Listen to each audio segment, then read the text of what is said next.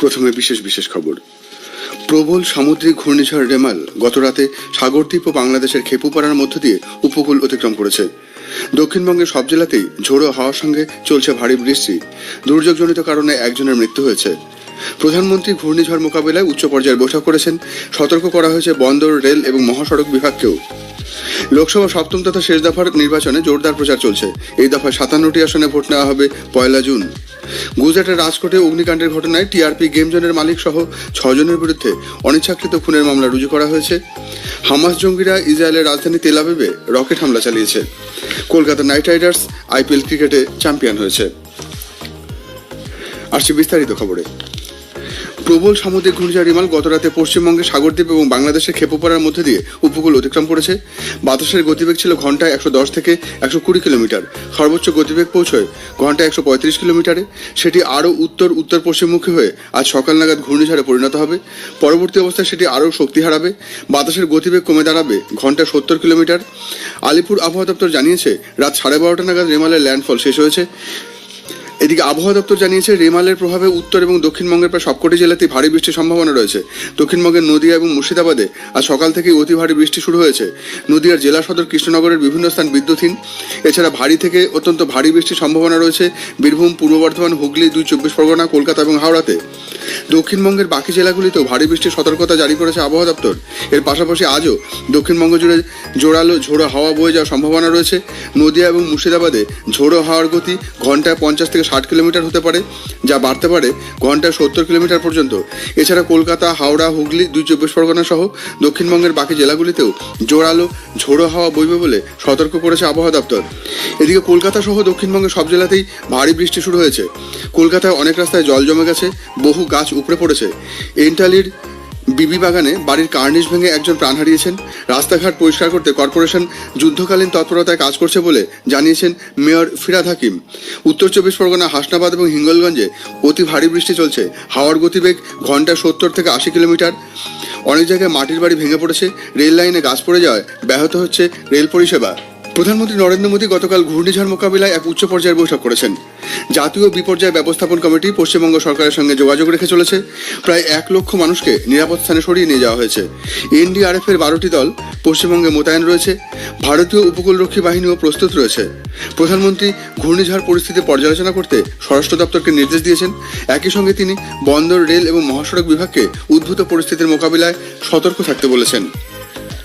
এদিকে ঘূর্ণিঝড় রেমালের কারণে আজ একাধিক বিশ্ববিদ্যালয়ের পরীক্ষা বাতিল হয়েছে। প্রেসিডেন্সি বিশ্ববিদ্যালয়ের স্নাতক এবং স্নাতকোত্তরের 2য় সেমিস্টারের পরীক্ষা আগামী 18 জুন নেওয়া হবে। নদিয়ার কল্যাণী বিশ্ববিদ্যালয়ের আজকের সব পরীক্ষা স্থগিত করা হয়েছে। সংশোধিত তারিখ পরে ঘোষণা করা হবে বলে জানানো হয়েছে। পরীক্ষা স্থগিত রাখা হয়েছে যাদবপুর বিশ্ববিদ্যালয়েও। লোকসভা নির্বাচনের আর একটি দফায় বাকি রয়েছে। শেষ তথা সপ্তম দফায় 57টি আসনে ভোট নেওয়া হবে 1 জুন। এর মধ্যে বিহারে 8টি, হিমাচল প্রদেশে 4টি, ঝাড়খণ্ডে 3টি, ওড়িশায় 6টি, পাঞ্জাব ও উত্তরপ্রদেশে 13টি করে, পশ্চিমবঙ্গে 9টি এবং চণ্ডীগড়ে 1টি। প্রবীণ বিজেপি নেতা প্রধানমন্ত্রী নরেন্দ্র মোদী গতকাল উত্তরপ্রদেশের মির্জাপুরে একটি জনসভায় ভাষণ দিতে গিয়ে বলেছেন, বিজেপি এনডিএ সরকারের 3য়বার ক্ষমতায় আসা সুনিশ্চিত। দেশের নাগরিকরা ইন্ডি জোটের সাম্প্রদায়িক ও জাতি বিদ্বেষমূলক আচরণের কথা বুঝে গেছে। তিনি আরও বলেন, সমাজবাদী পার্টি ও কংগ্রেস নিজস্ব ভোট ব্যাংক বাঁচানোর লক্ষ্যে কাজ করছে। এর বিপরীতে তিনি গরিব, দলিত এবং পিছিয়ে পড়া মানুষের উন্নয়নের জন্য একনিষ্ঠ। সমাজবাদী পার্টি আইন শৃঙ্খলা মানে না বলেও শ্রীমোদী কটাক্ষ করেছেন। তিনি বলেন, উত্তরপ্রদেশের মাফিয়াদেরও ওই দল নিজেদের ভোট ব্যাংক বলে গণ্য করে। পরে তিনি ঘোষী এবং বানসগাঁওতে আরও 2টি জনসভায় দলীয় প্রার্থীদের সমর্থনে প্রচার করেন। আগামীকাল প্রধানমন্ত্রী পশ্চিমবঙ্গে প্রচারে আসছেন। বিজেপি নেতা কেন্দ্রীয় স্বরাষ্ট্রমন্ত্রী অমিত শাহ গতকাল বিহারের কারাকাট ও সাসারামে 2টি জনসভা করেন। জেহানাবাদ, আরহা, নালন্দা লোকসভা কেন্দ্রে জনসভা করেন দলের সর্বভারতীয় সভাপতি জেপি নাড্ডা। কংগ্রেস সভাপতি মল্লিকার্জুন খাড়গে বিহারের পাটনা ও সাসারামে প্রচারে যোগ দেন। শীর্ষ কংগ্রেস নেতা রাহুল গান্ধী হিমাচল প্রদেশের সিমলা লোকসভা কেন্দ্রের নাহানে গতকাল একটি জনসভায় দলীয় প্রার্থীর সমর্থনে প্রচার করেন। তিনি বলেন, ইতিহাসে এই প্রথমবার কংগ্রেস সংবিধান সুরক্ষিত রাখার জন্য নির্বাচনের প্রতিদ্বন্দ্বিতা করছে। তিনি আরও বলেন, প্রধানমন্ত্রী নরেন্দ্র মোদী গত 10 বছরে 22 জন ব্যক্তির 16 লক্ষ কোটি টাকার ঋণ মুকুব করতে পারেন, অথচ হিমাচল প্রদেশে অতিবৃষ্টির দরুন যে ক্ষতি হয়েছে তার জন্য 9,000 কোটি টাকা দিতে পারেন না। পরে উনাতে তিনি একটি নির্বাচনী জনসভায় যোগ দেন। তৃণমূল কংগ্রেস প্রধান তথা পশ্চিমবঙ্গের মুখ্যমন্ত্রী মমতা ব্যানার্জি গতকাল পশ্চিমবঙ্গে সোনারপুরে একটি জনসভা করেন। দুর্যোগের মধ্যে এ রাজ্যে নির্বাচনের প্রচারে ভাটা পড়ে না বলে তিনি মন্তব্য করেন। যাদবপুর লোকসভা কেন্দ্রে দলীয় প্রার্থীর সমর্থনে গতকাল জনসভা করেন তিনি। বসিরহাট লোকসভার অন্তর্গত বাদুড়িয়াতে দলীয় প্রার্থীর সমর্থনে তৃণমূল কংগ্রেসের সাধারণ সম্পাদক অভিষেক ব্যানার্জি সভা করেছেন। বিরোধী দলনেতা শুভেন্দু অধিকারী মথুরাপুর লোকসভা এলাকায় 3টি জনসভার কর্মসূচি থাকলেও প্রাকৃতিক দুর্যোগের কারণে তা বাতিল করে দেওয়া হয়। দমদমে দলীয় প্রার্থীর সমর্থনে বাম ছাত্র যুবরা রোড শো করেন। উপস্থিত ছিলেন ডিওয়াইএফআই নেত্রী মীনাক্ষী মুখোপাধ্যায়। ক্যাবিনেটের নিয়োগ সংক্রান্ত কমিটি দেশের সেনাপ্রধান মনোজ পাণ্ডের চাকরির মেয়াদ 1 মাস বাড়িয়েছে। চলতি মাসের 31 তারিখে তার অবসর নেওয়ার কথা ছিল, অর্থাৎ 30শে জুন পর্যন্ত তিনি সেনাপ্রধান থাকছেন। উল্লেখ্য 2022 সালের 30শে এপ্রিল তিনি সেনাপ্রধান নিযুক্ত হন। খবর শুনছেন আকাশবাণী থেকে। বিদেশমন্ত্রী ডক্টর এস জয়শঙ্কর বলেছেন, নতুন দিল্লির বিদেশ নীতি সাফল্য অভ্যন্তরীণ নীতিরই বহিঃপ্রকাশ। ভারতের খ্যাতি এখন বিশ্বজুড়ে ছড়িয়ে পড়েছে। ভারত এখন দ্রুত বিকাশশীল অর্থনীতির দেশ। বিশ্বের বিভিন্ন দেশ এখানে বিনিয়োগে আগ্রহী। জয়শঙ্কর গতকাল বারাণসীর বেনারস ক্লাবে Bharat rise in global diplomacy শীর্ষক এক আলোচনা সভায় বক্তব্য রাখছিলেন। তিনি বলেন, বর্তমানে ভারতের আর্থিক প্রগতির হার 7%। আর্থিক অগ্রগতির সঙ্গে সঙ্গে কমছে মুদ্রাস্ফীতি। অতীতে বিদেশ নীতির ক্ষেত্রে আত্মবিশ্বাসের যে অভাব দেখা যেত, বর্তমানে তা অনুপস্থিত। মার্কিন যুক্তরাষ্ট্র, রাশিয়া থেকে শুরু করে ইরান ও ইসরায়েলও ভারতের এখন ঘনিষ্ঠ সহযোগী। গুজরাটের রাজকোটে অগ্নিকাণ্ডের ঘটনায় টিআরপি গেম জোনের মালিক সহ 6 জনের বিরুদ্ধে অনিচ্ছাকৃত খুনের মামলা রুজু করা হয়েছে।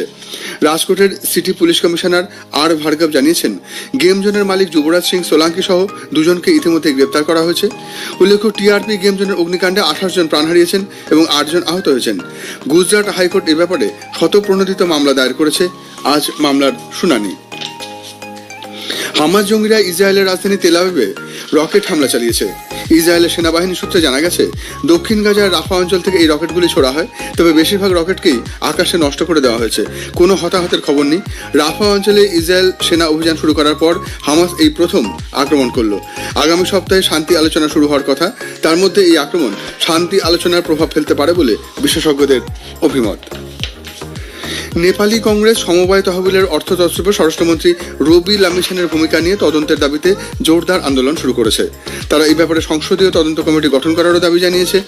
গতকাল নেপালি কংগ্রেসের কয়েকশো কর্মী কাঠমান্ডুতে রাস্তা অবরোধ করে এবং ললিতপুর থেকে ভক্তারপুর পর্যন্ত মিছিল করে।